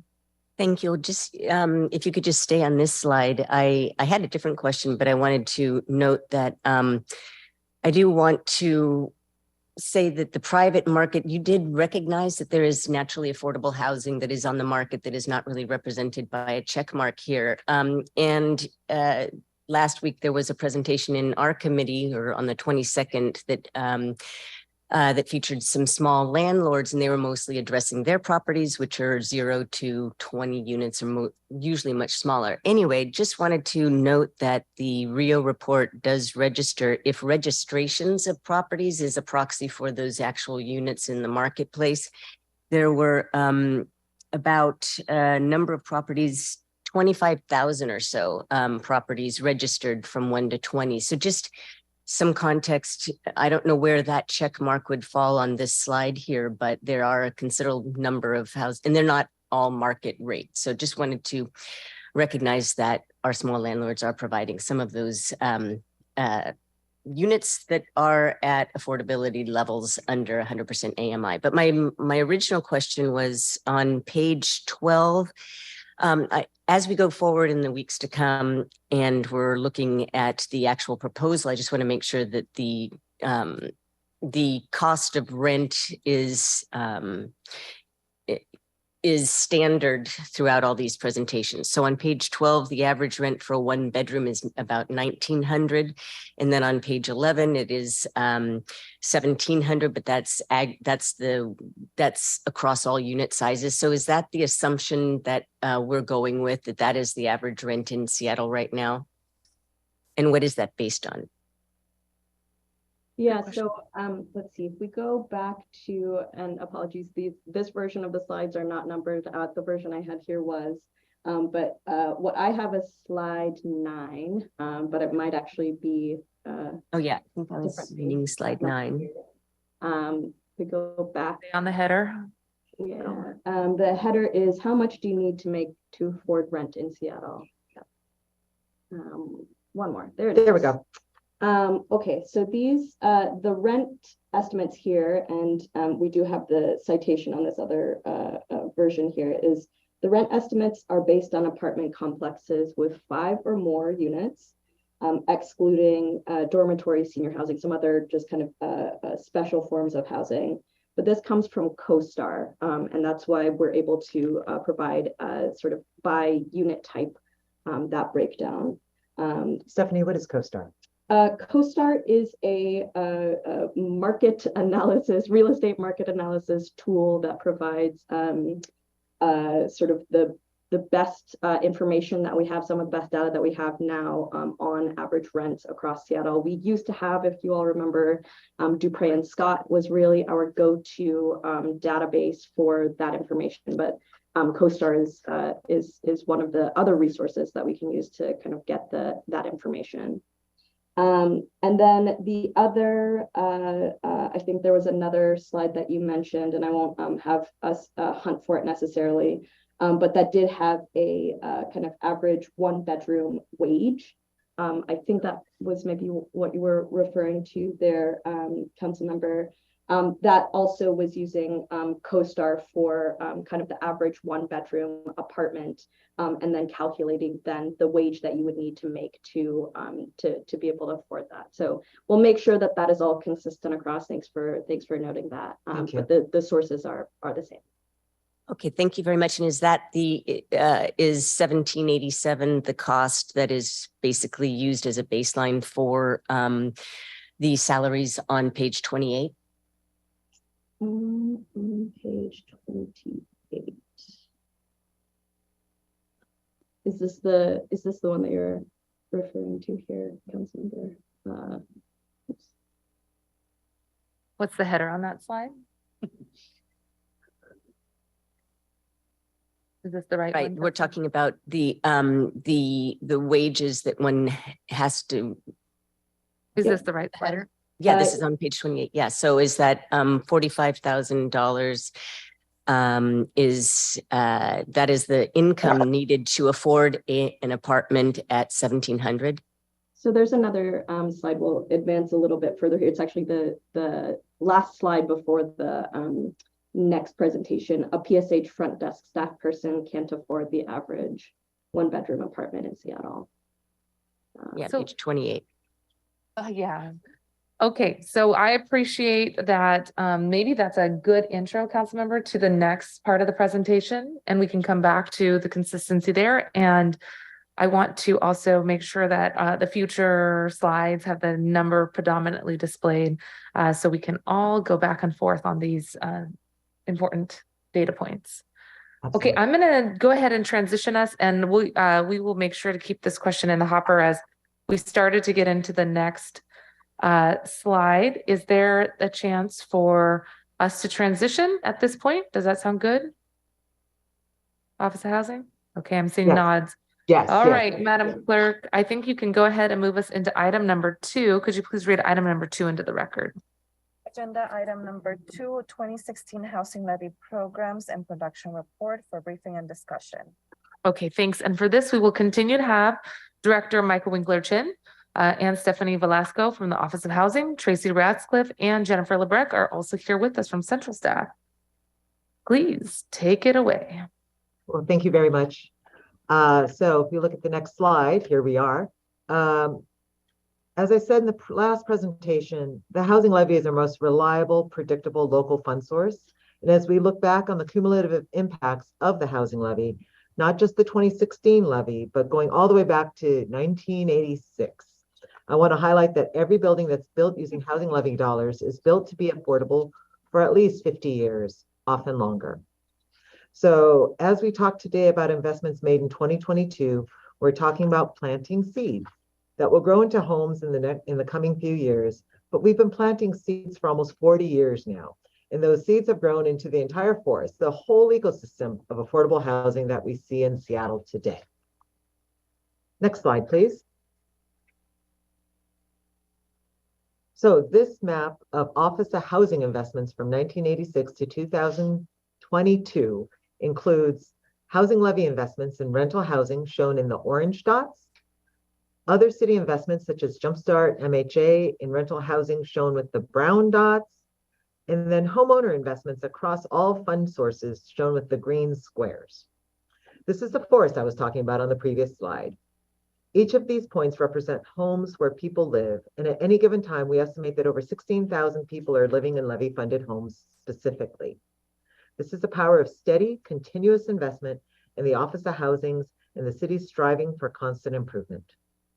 Over the years, Thanks to the reliability of the housing levy, we have gotten better at what we do. Our housing partners seek out creative partnerships and are paving the way for future-oriented construction methods and community-centered designs. And we as a city have become more collaborative in how we support the construction of affordable housing across the city by streamlining our permitting and design review processes for affordable housing and working cross-departmentally to address the challenges that our silos create. Next slide, please. So all of that work is paying off. We're exceeding our 2016 housing levy goals for producing new rental housing by 27%, preserving existing rental housing by 51%, and assisting low-income homeowners by 32%. As it says here on the slide, every housing levy has met or exceeded its goals, and we're on track to do the same with the 2016 levy. This is an exceptional track record, and we don't take it for granted. OH staff and our housing partners work hard every year to make sure we're living up to the commitments we made to voters in 2016. To go a bit more into detail and what we've been able to accomplish using the 2016 housing levy funds, I'm turning it back over to Stephanie. Thank you. Let's go to the next slide here. So the housing levies rental production and preservation program works with the operation and maintenance program, and these are both 2016 housing levy programs, to support permanent supportive housing as well as other affordable housing. We'll focus here on PSH for a moment. PSH is permanent supportive housing, which is a proven model that helps people that have experienced homelessness move into permanent housing and access a range of services that can help address their specific needs. And because residents of permanent supportive housing have very low or in many cases almost no income, thus are paying very little towards rent, the housing levies operations and maintenance program helps to provide that support to keep the buildings running smoothly. So they really work in tandem, both rental production and preservation plus operations and maintenance. So the example that you can see here on the slide is DESC's Hobson Place phases 1 and 2. So rental housing production and preservation funds went towards the development and construction of this building. And then the operations and maintenance side of the housing levy programs then went to further support the ongoing operations. And those subsidies from the housing levy were also complemented with vouchers from Seattle Housing Authority. Again, all of these different possible subsidies layered to make sure that this building can run safely and sustainably and will continue to provide housing and services to the residents for many years to come. Just one other kind of note about this, and I'll be making these fun little facts about all of the housing levy investments as we go through, is that this particular building incorporates a clinic right there on site. So through a partnership with Harborview Medical Center. This is the first local full-scale healthcare clinic that's specifically designed to meet the needs of people living with disabilities who have experienced the longest periods of homelessness, many of whom are living with serious behavioral health conditions.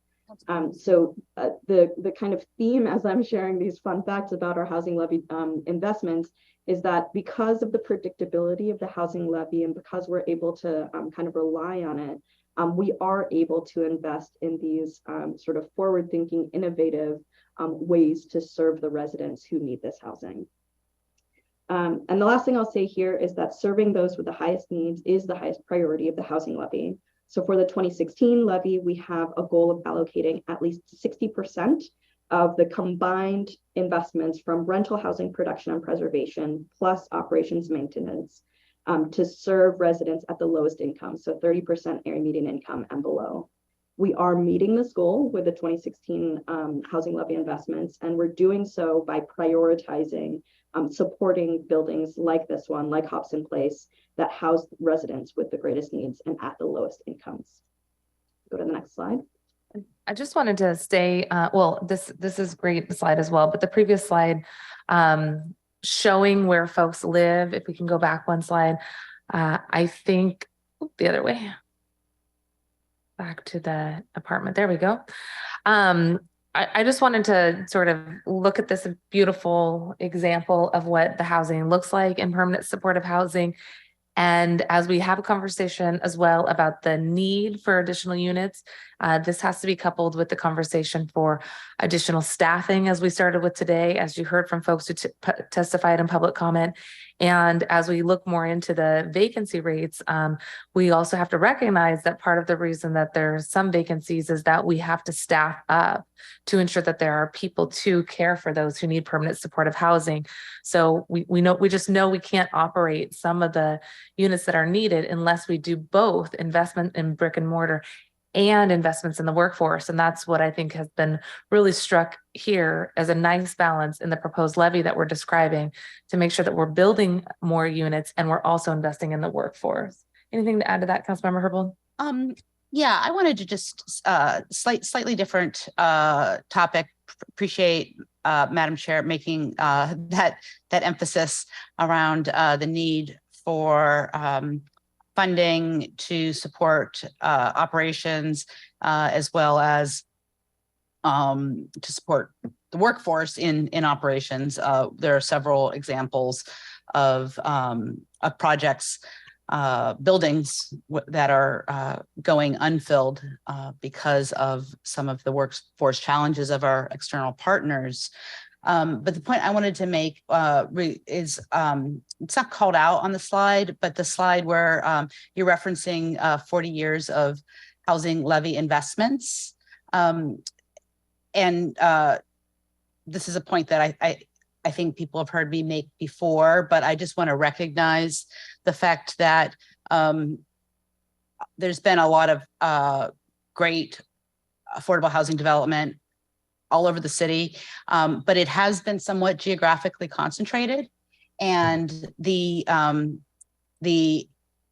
outcome of geographically concentrated affordable housing development is that we are not doing as much as we can to mitigate risks of displacement for folks from their communities outside of the central city. And that is going to be a big priority for me in these upcoming discussions.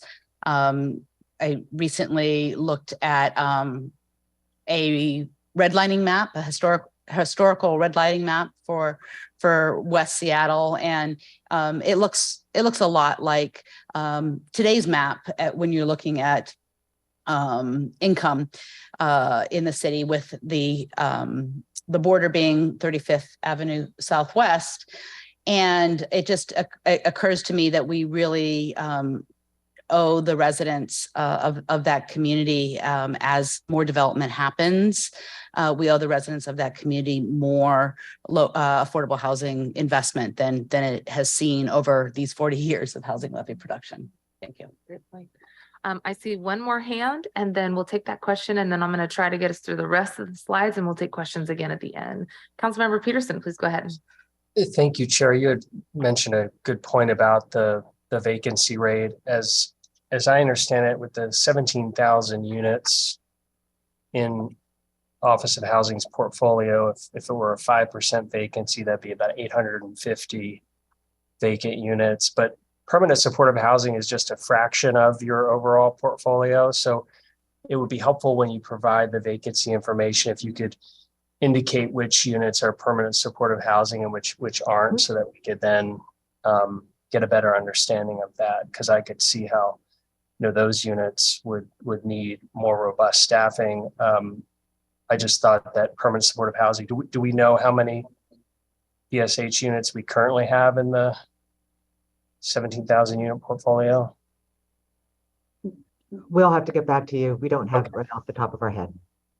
Okay, thank you.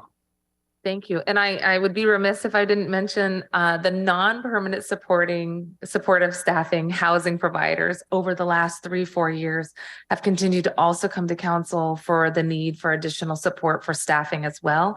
So even though they're not traditionally permanent supportive housing, we call them the non-supportive housing providers, because they too are seeing an increased need for housing stability, which thanks to this council, we have been constantly trying to invest in additional wage stability. But as the report noted, that was commented on earlier, we have severe shortage, both in traditional non-permanent supportive housing and non-permanent supportive housing providers. So I would just add that to the request for the Office of Housing, if there's some way that you can help us see who falls into each bucket, and that clearly there's housing needs or staffing needs in both categories, but point well taken. Okay, let's get through the rest of the slides and see if there's any additional questions. Great. So looking here at this slide, housing levy funds also support, so in addition to permanent supportive housing, also support the development of affordable housing that's by and for communities of color. So the two examples that you see here on the left, you see Filipino Community Village, which was developed by Filipino Community of Seattle. It provides 95 affordable homes for seniors, as well as community-oriented spaces. One in particular focusing on STEAM or science, technology, engineering, arts, and math, learning, childcare, health screenings, and community gatherings. So this, again, it's another theme for a lot of these affordable housing developments, is it's not just the housing and not just the residents of that housing that are being served, but the broader community as well. The last note here is that you can see some murals sort of towards the bottom left of that picture of Filipino Community Village. And that is, those murals depict important figures in Filipino and Filipino American history. So you'll hear this theme again as we talk about All, which was developed by Chief Seattle Club and opened last year with over 80 homes. And to date is serving over 95% of its residents that are Native Indian or Alaska Native.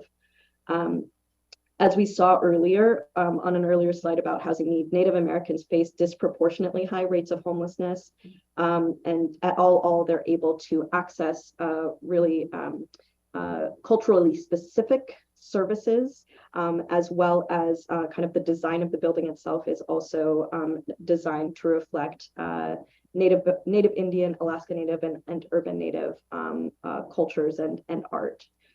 So again, as we're talking about the availability of these funds, housing levy funds, as well as other local tools like the Jumpstart Housing Community Self-Determination Fund, it's the combination of all of these different fund sources that we, the Office of Housing in the City of Seattle, are able to use to make a sustained impact in supporting community-based organizations as they build the communities that more authentically reflect and serve their unique histories, culture, and people.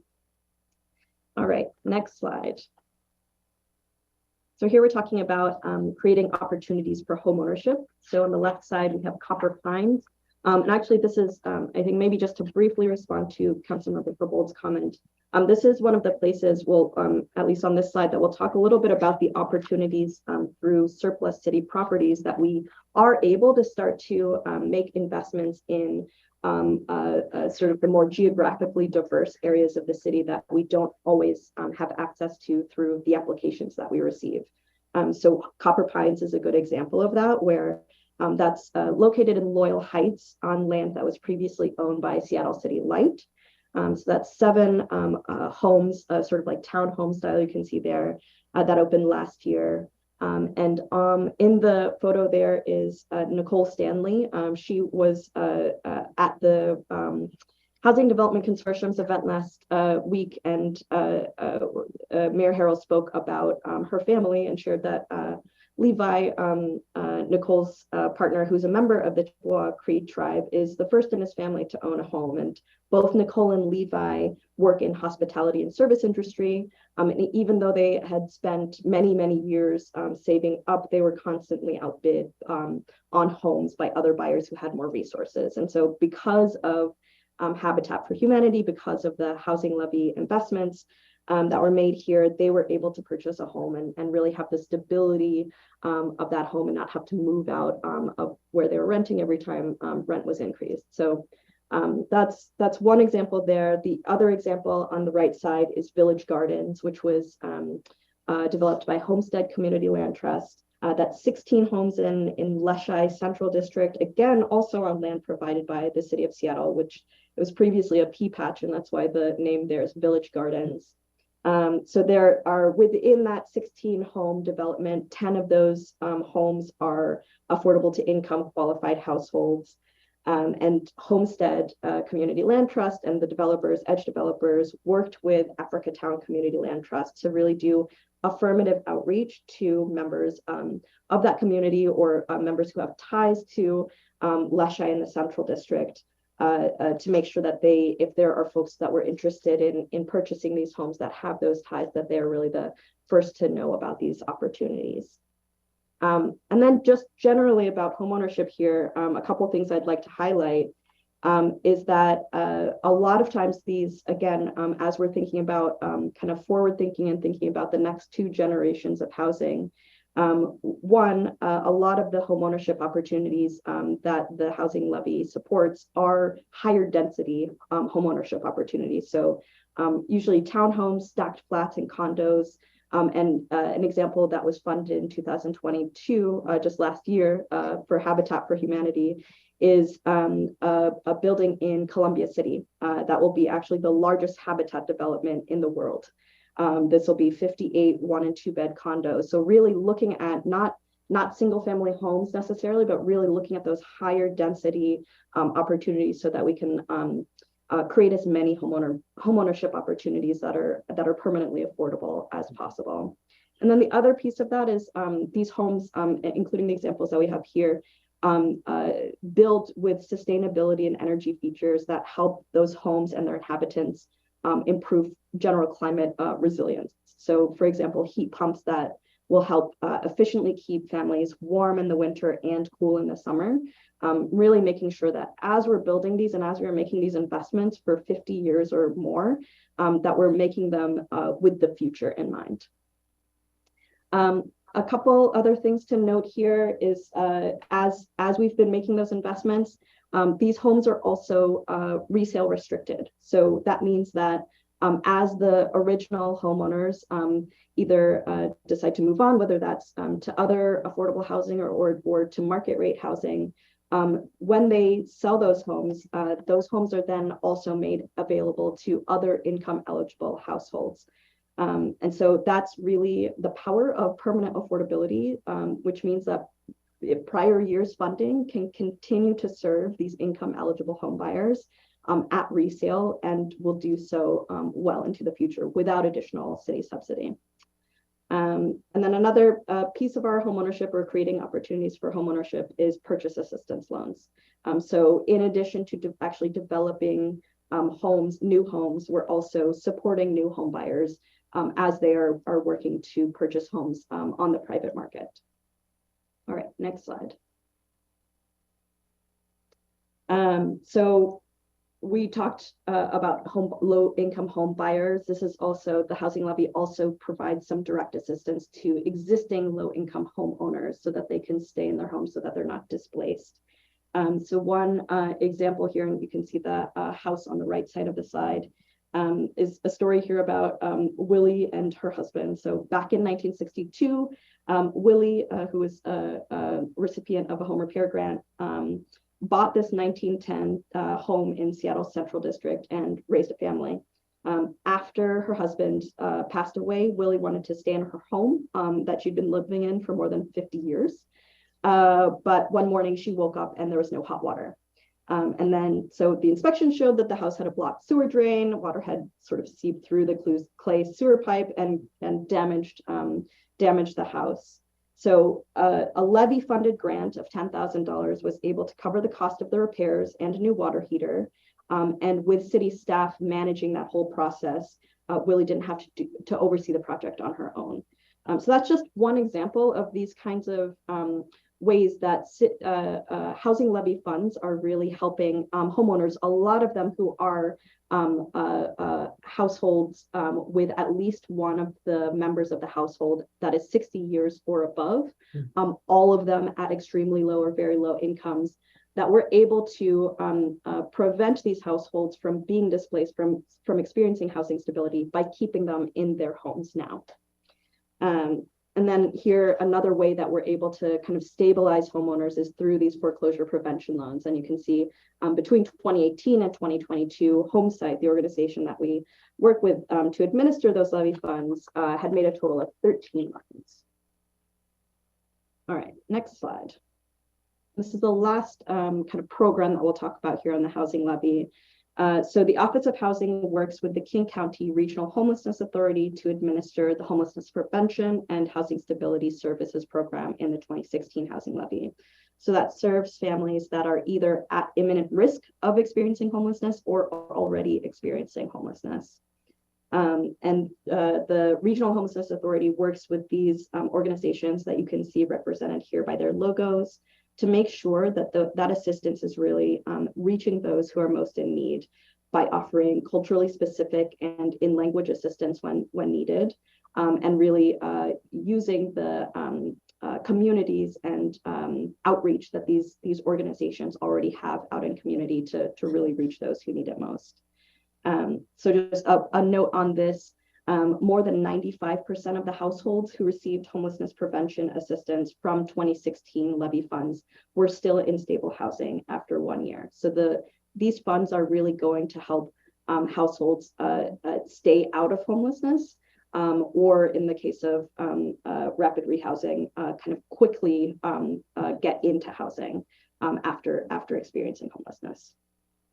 All right, and then the last slide here. Thank you. Yeah. So again, and this is, I think, maybe to Councilmember Peterson's question and comment earlier, every one of these programs that we talked about in the housing levy works within kind of a larger suite of programs and investments that we have at the Office of Housing. So in addition to housing levy funds, we also have those Jumpstart payroll expense tax funds. We also have funds from MHA and the incentive zoning programs. We also have programs through the affordable units that are provided through MHA and IZ. So this whole suite of reports kind of gives a breakdown for every one of those programs and shows how they each are producing housing and housing people across the city. So they all work together, and we'll look forward to showing that a little bit more visually, how all of those work together. That's it. Madam Chair? Yes, thank you so much. Okay, we have about 10 minutes for questions. Councilmember Herbold is the first up in the queue. Excellent, thank you. Just going back to slide 28, if we could. So sorry, do you mind saying what the title is? Summary of 2016 Housing Levy Production, 2017 to 2020. There we go. Thank you. I'm sorry, Madam Clerk. So on this slide, where would we find information about the numbers of units or numbers of buildings that the Office of Housing preserved for affordable housing, specifically by acquisition from private owners on the housing market? Yeah. So acquisition and preservation program doesn't have specific goals associated with it because it is it's using funds that are not kind of already committed to other programs, and so it doesn't have a goal associated with it. So it's sort of not a goal to measure up against, but we do in the housing levy report, and we can certainly send it over, or I can even maybe cite it right here.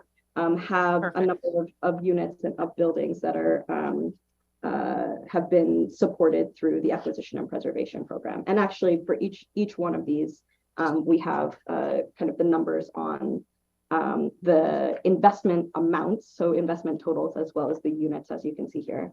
But on acquisition and preservation, as of the end of 2022, that was 1,827 units of housing that was supported through the acquisition and preservation program. So that could either be land that was acquired and there's kind of an anticipated development on that land that's helping to sort of sum up to that, or an actual number of homes that were actually acquired through that program.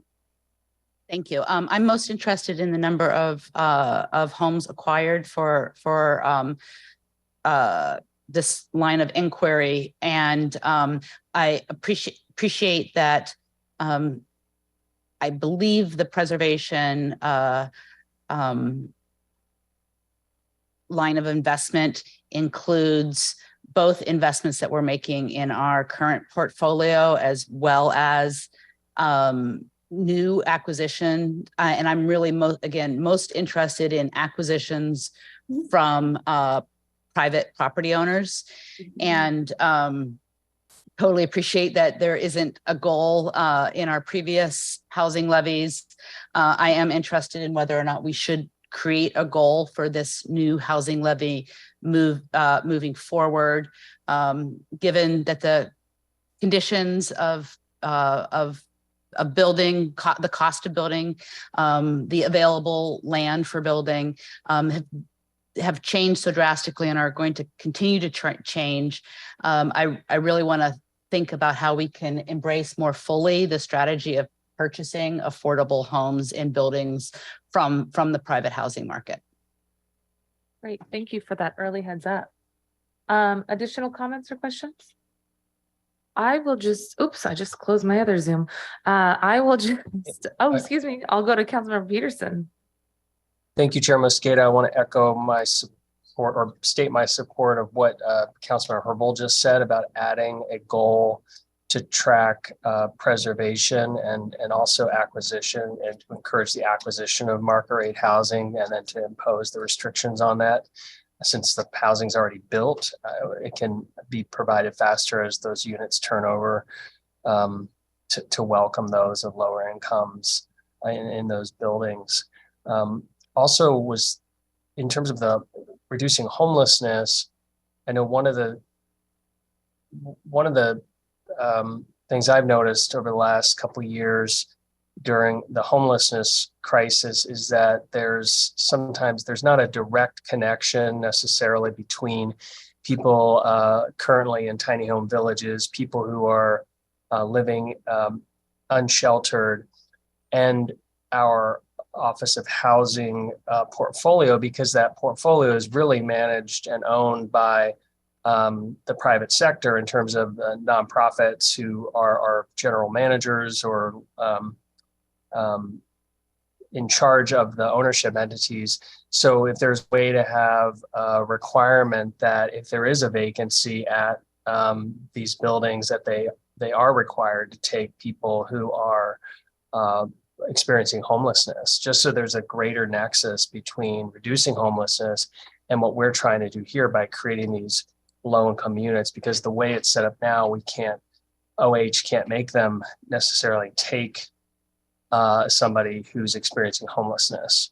And so I think having some greater flexibility for OH to work with those providers to have them house those experiencing homelessness, I think would be an improvement on the current structure, where there seems to be a little bit of a disconnect. Thank you. So just want to signal that I might want to craft something like that. Thank you. Thank you for the early heads up on that. Any additional comments or response? Okay, I would like to go back to the slide saying creating new opportunities for home ownership. Oh, sorry. It is like the fourth to the last. There we go. Okay, thanks. I think that this is an exciting opportunity as well for us to recognize the way in which the housing levy policies and resources complement existing housing policies and directives at the city. This is one of many efforts. This is an example of one of many efforts to build on previously let's say, not usable or excess land that the city of Seattle has.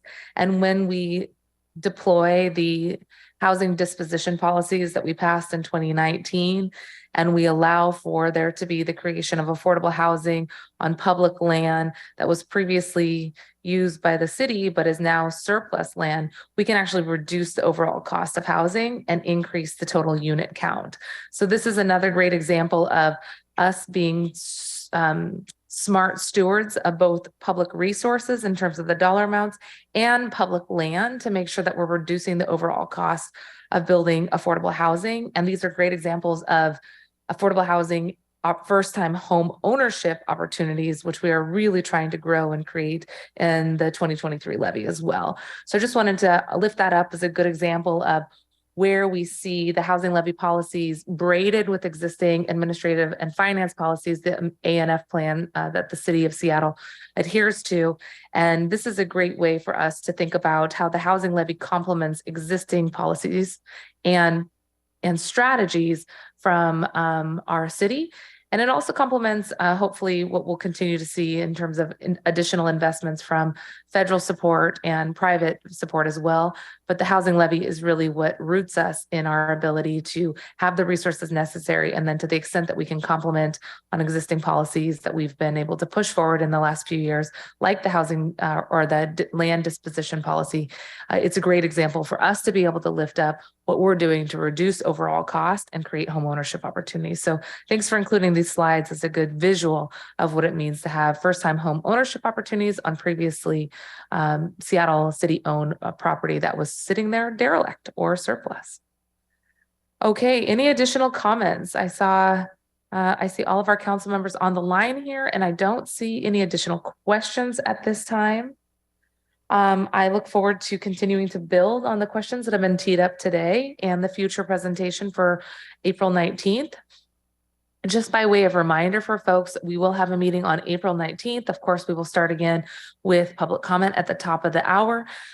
We will have a conversation that I think is going to get more into the workforce complements in the housing levy. We know we got to invest in the workers who lay the foundation for these homes and the workers who provide critical services within the units for our most vulnerable neighbors. We'll have more information about that as we have the next presentation on the 19th. And then colleagues, after that, we will have the chance to hear more from central staff as they are analyzing the proposal as transmitted. And starting in May, we will really have the chance for the council to dive into the details of the proposal and any additional complements that we will include in the introduced legislation that council will make sure to move forward before our May meeting. I, for example, am really excited about any additional opportunities that we may have to complement housing with the community and cultural hubs, pairing affordable housing with childcare services, small business opportunities, community space. We have some great examples of how the housing levy has invested in those in the last decade. And I'm excited for us to think about beyond unit count numbers, how we're investing in the families and the community, the seniors, and our most vulnerable, so that we can create not just a room with a door or a 1 or 2 bedroom or a 3 bedroom, but how we're actually creating greater stability and opportunity for community engagement, improve social determinants of health, and really create spaces and places for folks to live and thrive throughout Seattle. Is there any final comments from the Office of Housing or central staff? Looking forward to seeing you on the 19th.